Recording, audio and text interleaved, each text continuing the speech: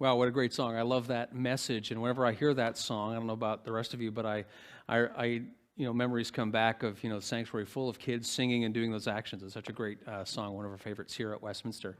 All right, so this is kind of our kids' time. So let's start it as we would normally do. Good morning.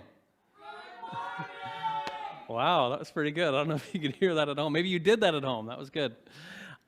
So what we've been doing is we've been putting together family devotionals. This is times that families can spend together. And so our youth coordinator, Julie, and I have been working on some ideas. And part of the reason is just a realistic fact. We know that, although we're streaming things, that, it can be hard for younger people sometimes to, watch a whole YouTube worship time on the computer or the phone or whatever. And so we're making a resource that you can use in the home because, as we often say, the primary place for faith formation is the home. It's within the home. It's with the family unit. And so the church is a part of the mix, but we're a little down the list. But for our part, we wanted to help create some resources so people can use them. Maybe it's Sunday morning together as a family. Maybe it's Sunday afternoon, some other time during the week. And so this week's is really about, it's really about fear and faith, all right, and these ideas of control and trust. So let me kind of explain a little bit what I'm thinking about. So I shared this story when I was doing an interview a few weeks ago on the radio, on Life 100.3, but I thought I would share it with you again. And it's a memory I had from when I was younger. I was probably in about grade 5 in elementary school, and there was this other student, and he was like in grade 7, and I wouldn't say he was a bully, but he certainly, he wasn't very nice to me, and I was always a bit intimidated. He was kind of mean in nature and stuff, so I always felt a bit of fear whenever he was around. However, I had a bigger brother in public school at the time, and I was in grade 5, and my older brother Jason was in grade 8.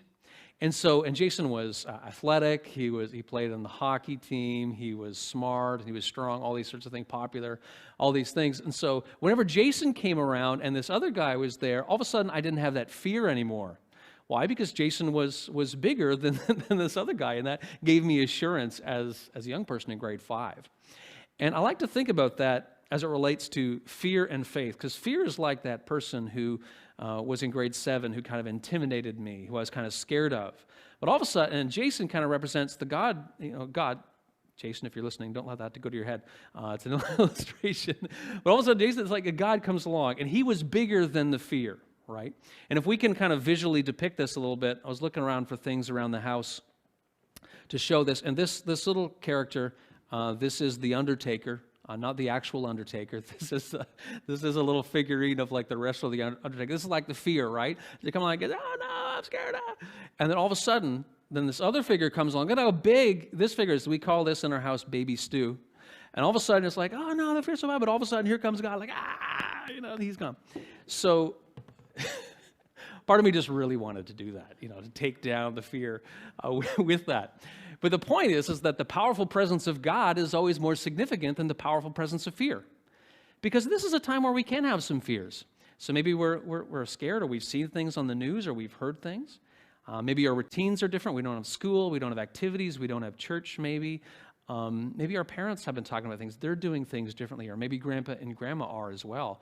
And so it can be uncertain. We realize there's lots of things that we maybe don't have control over.